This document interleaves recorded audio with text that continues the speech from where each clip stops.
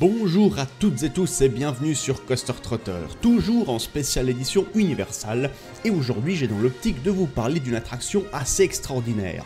C'est ce qu'on pourrait appeler un coaster hybride, mi-dark ride, mi-coaster indoor, inspiré d'une trilogie qui a bercé toute mon enfance. Je veux bien entendu parler de Revenge of the Mummy, The Ride. J'en suis aujourd'hui à ma 4e review, et je pense que vous commencez gentiment à comprendre comment je travaille. Je ne parle pas uniquement d'attractions qui me plaisent, bien au contraire, mais avant tout d'attractions qui ont eu une histoire, une idée, ou un résultat objectivement tellement mauvais que j'estime avoir le devoir d'en parler, ce qui du reste va arriver incessamment sous peu. Bref. The Revenge of the Mummy fait très clairement partie de cette catégorie d'attractions inoubliables dont on veut crier haut et fort son amour sans même réellement savoir pourquoi en fin de compte, car autant sa réalisation est digne des longs métrages eux-mêmes, autant le résultat est par court moment tellement peu original qu'on se demande où sont passés les 40 millions de dollars qui ont servi à sa conception. Mais ne vous y méprenez pas, The Revenge of the Mummy entre facilement dans mon top 10, et je vais tenter lors de ces prochaines minutes de vous expliquer pourquoi. Allez, c'est parti. The Revenge of the Mummy The Ride est un indoor roller coaster conçu par Universal Creative, construit par Premier Rides et existe en 3 exemplaires dans les différents parcs Universal Studios du monde. Le premier a été inauguré au mois de mai 2004 à Universal Studios Orlando, le second en juin 2004 Hollywood et le dernier en date en mars 2010 à Singapour.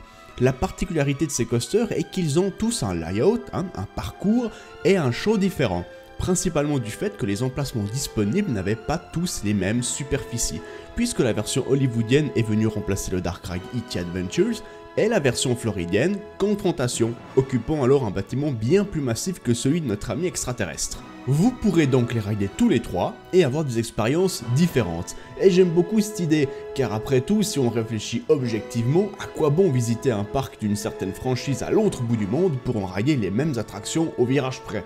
Ça n'a pas vraiment de sens, hein. A l'instar de son confrère Spider-Man, dont vous pouvez retrouver la review sur la chaîne, Revenge of the Mummy aura quant à lui également apporté de nombreuses révolutions dans le domaine du coaster hybride, et pourrait être désigné comme étant l'ancêtre direct de Harry Potter and the Escape from Gringotts, inauguré quant à lui 10 ans plus tard, en 2014. La version qui nous intéresse est réputée pour être la plus appréciée des 2 côtes américaines, car plus longue et plus aboutie.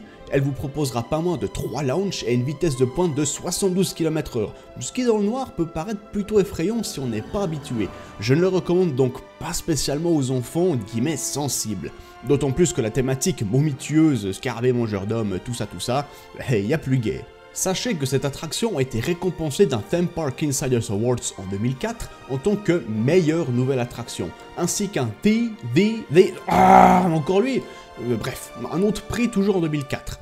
Le ride est également, depuis 2007, élu meilleur montagne russe indoor au Golden Ticket Awards. C'est très impressionnant. Malheureusement pour nous, il y a beaucoup plus d'anecdotes à raconter sur l'attraction de Los Angeles. Allez savoir pourquoi d'ailleurs. Le making-of et la majorité des vidéos dédiées citent toujours cette version pourtant réputée moins bonne que ses sœurs.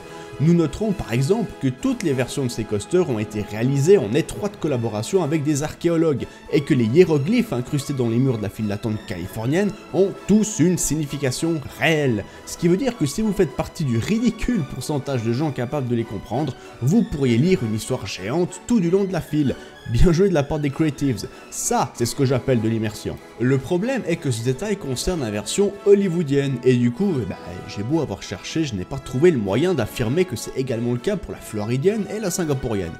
Vous voyez où je veux en venir? Le manque de communication concernant les différentes versions est assez malheureux, mais bon, on devra se contenter de ça. La storyline de la version qui nous intéresse ne déborde pas spécialement d'informations. Le parcours nous emmènera dans les fouilles archéologiques du tombeau d'Imhotep. On y retrouvera un des membres de l'expédition à moitié momifié nous mettre en garde contre la malédiction. Notre seule chance de nous échapper de la momie sera donc de retrouver le symbole Medjay. Et pour les plus curieux d'entre vous, les Medjay sont les habitants de Medja, une région du nord du Soudan. Alors, pourquoi, comment? Apparemment ça ne nous regarde pas, nous ferons donc abstraction de ce détail. En ce qui concerne la file d'attente, et je m'excuse, j'ai pris un peu d'avance il y a quelques secondes, vous l'aurez compris, nous allons visiter des ruines égyptiennes dans le cadre d'une exploration archéologique. Mais avant tout ça, la version floridienne nous propose une sorte de section dédiée au making-of des films, avec des photos et accessoires de tournage. Sont-ils authentiques? J'en doute fort. Mais je salue l'idée, car le thème général du parc, le cinéma, est respecté. Et après réflexion, je trouve ce principe extrêmement intelligent et devrait finalement s'appliquer sur l'ensemble des attractions.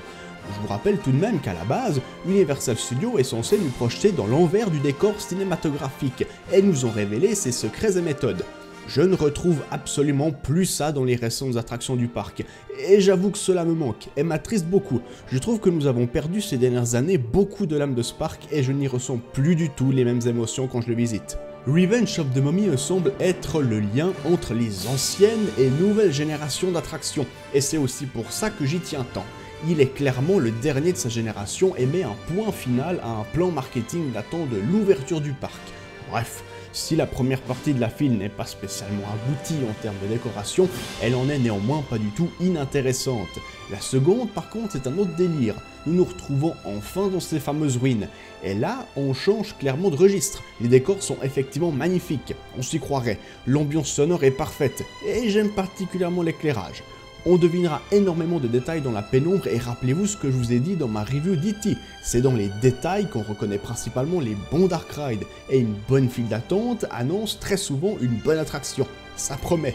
La gare est très belle également et aussi remplie de détails, sans parler des wagons qui pètent également la classe. Bref, vous l'aurez compris, pour l'instant, tout est beau. Allez, assez bavé sur la déco, embarquons donc et tâchons de voir si la bête mérite tout ce qui la précède.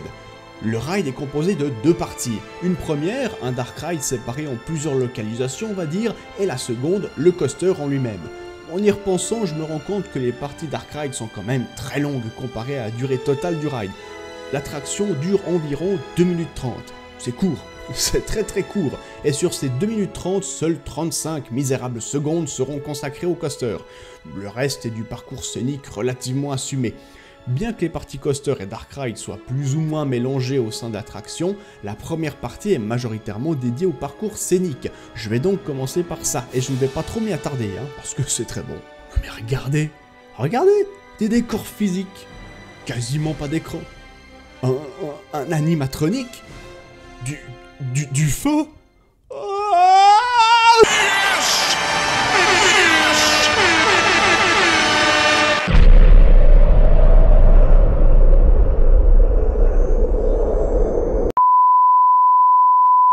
Quel pied! Ok Universal, vous êtes en train de me dire que vous avez réussi à placer dans une seule pièce le 90% de ce qui a disparu de la majorité des anciennes générations de Dark Ride et qui faisait tout leur charme. Bravo. Bravo. Rien à dire. Ça aurait pu être moche que j'aurais quand même salué l'effort. Mais le pire, c'est que c'est même pas moche. On atteint des niveaux de détail incroyables, et si vous êtes attentif, vous apercevrez également une petite statuette en or à l'effigie de King Kong en hommage à l'ancienne attraction habitant le bâtiment. Vraiment sympa. L'animatronique est très honorable malgré son âge, et quelle ambiance! Le parcours vous fera zigzaguer de gauche à droite, en avant, en arrière, et il vous fera même tourner sur vous-même. On n'a vraiment pas le temps de s'ennuyer.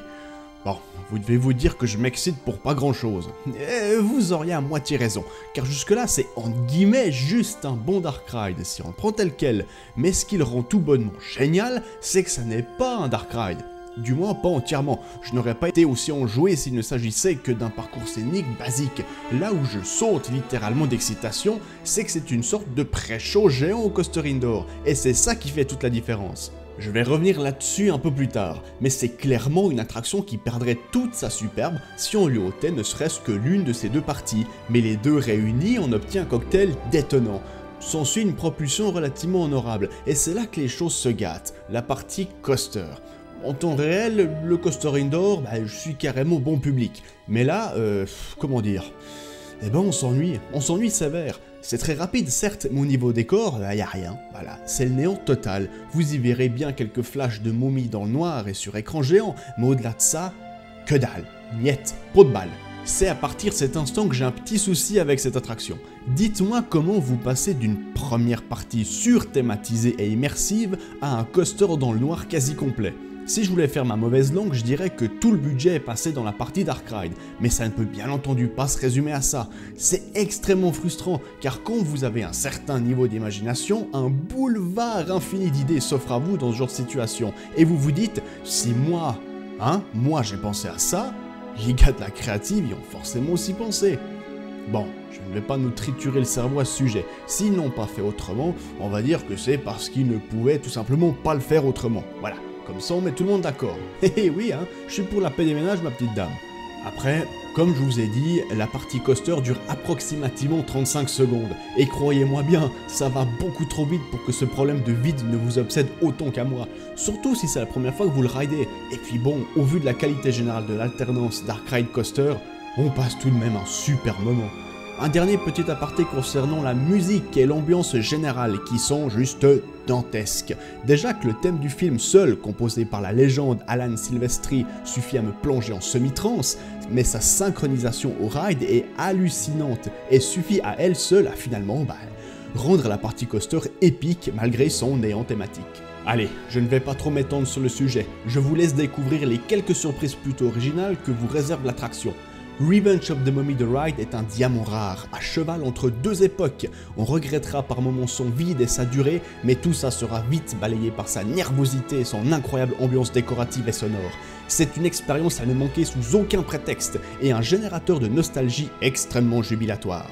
Et voilà, cette review touche maintenant à sa fin. Un grand merci pour votre écoute. Je vous donne rendez-vous prochainement pour un nouveau podcast édition spéciale. Édition spéciale qui touche gentiment à sa fin, mine de rien. D'ici là, prenez soin de vous, bon ride et à bientôt.